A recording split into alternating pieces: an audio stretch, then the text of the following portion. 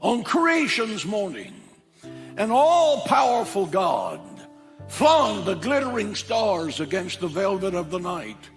He holds the seven seas in the palm of his hand. He measures space with his fingertips. He weighs the mountains in a scale and the hills in a balance.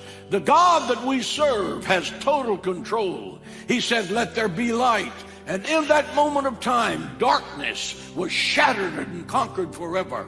His Son, Jesus Christ, walked upon the raging sea of the Sea of Galilee, and he held the winds in his fists and said, "Peace, be still." That's control. That God is in control of planet Earth, and he can be absolutely in control of your life if you'll let him. He will make a way where there seems to be no way. Stop worrying and start living. Worry proves that you don't believe God can take care of you. Worry is faith in fear. Worry is faith in fear. The two words in the New Testament from the mouth of the apostles: fear not, fear not, fear not the past. Why? Because your past has been forgiven and forgotten. Fear not the present. I will never leave you nor forsake you. Joshua 1:9. Be not afraid, for thy God is with you wherever you go. David said, "Yea, though I walk through the valley of the shadow of death, I will fear no evil, for thou art with me." Death has been reduced to a shadow. The Lord is my light and my salvation, whom shall I fear? The Lord is the strength of my life, of whom should I be afraid? Psalms 27:1. Hebrews 13:6. The Lord is my helper. I will not fear what man can do with me. Fear not death. The Bible says, "I am he who was dead, and behold, I am alive forevermore." Fear not sickness, because this is the book of the great physician. Fear not poverty, for it is the Lord that gives you the power to get wealth. Fear not other people. The Bible says, "I will make your enemies to be at peace with you." You will climb the impossible mountain. I'll give you the ability to defeat the impossible foe. 1,000 shall fall at your left hand, 10,000 shall fall at your right hand. David said, "I will fear no evil." Why? Because God Almighty is with me. That's why. Worry is trust in the unpleasant. Worry is assurance that disaster is coming. Worry is believing in your personal defeat and despair. Worry is a polluted stream that flows through your brain, that drowns hope and optimism, that kills faith. Worry is interest paid on trouble that never happens. Think about that. One old man said, and I quote, "Most of the trouble I've had in life never happened." How many of you have worried yourself silly about something you just knew was going to be disaster and it never happened?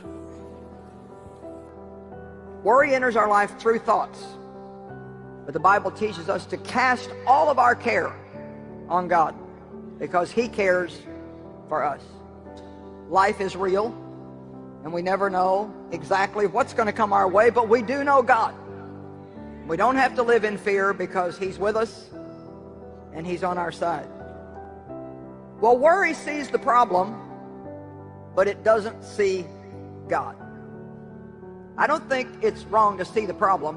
Matter of fact, I think we should look at our problems squarely, and then we need to tell them where they stand in relationship to God.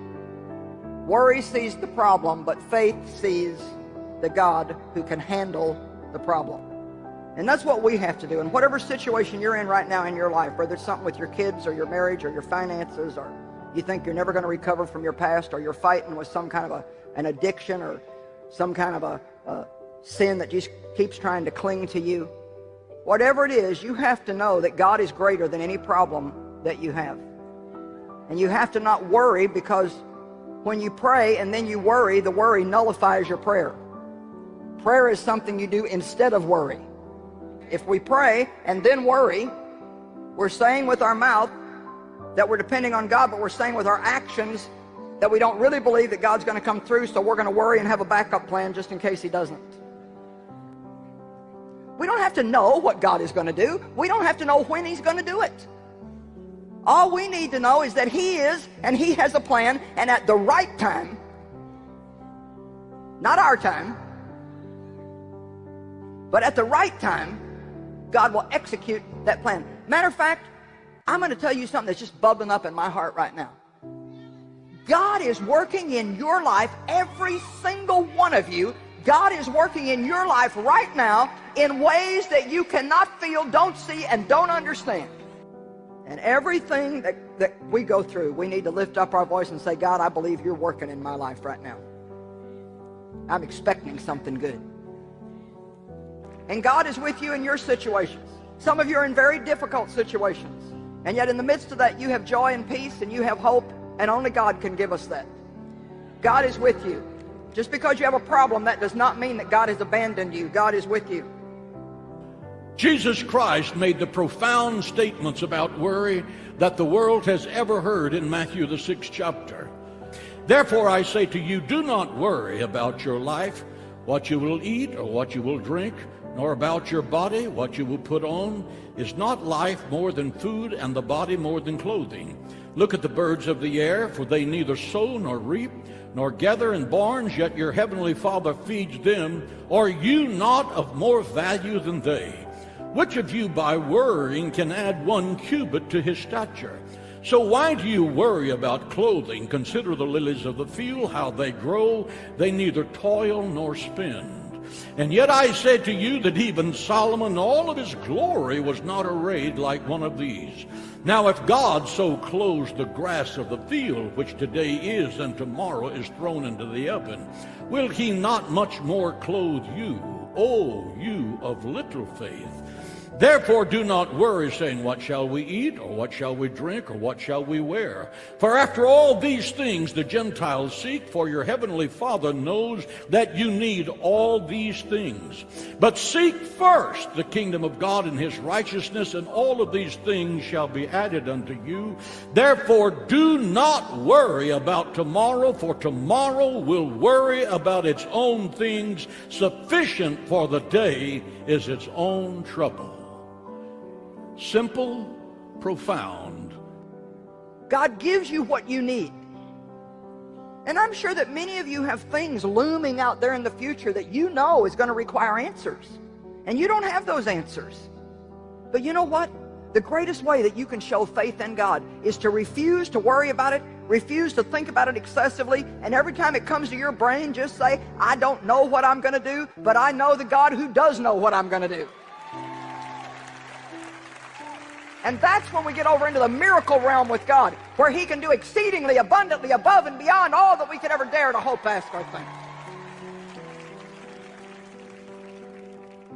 Many of you have got a wonderful testimony in your life of what God has done for you. And God has brought you from some places that nobody would ever thought that you could have recovered from. Of course, I have that same testimony myself, and I'm telling you what, God is no respecter of persons.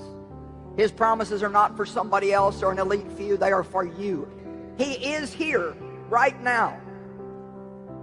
And he is taking care of your situation. You don't have to worry. God will do one of two things if you have a problem. He will either remove the problem, which is always our first choice, and usually the only thing that we think we can even be remotely satisfied with. He will either remove the problem, or he will give you the strength, the grace, the ability to go through the problem. Now, I know we don't like the going through part, but I'm telling you, if you can say, God, I know you'll do one of two things. You're either going to remove this, you're going to move it, you're going to take it away, or you're going to give me the grace to deal with it. And if we can trust God enough to leave that choice up to him, because if he lets us go through it, then he's got a purpose in mind. There's something we're going to get out of it that we need. Trusting God is wonderful. It's so wonderful to just say, I don't understand this, but I believe God's going to work it out. I do not understand this. It hurts so bad I feel like I can't stand it, but I believe that God is going to work it out. Some way, somehow, I believe that God is going to work it out.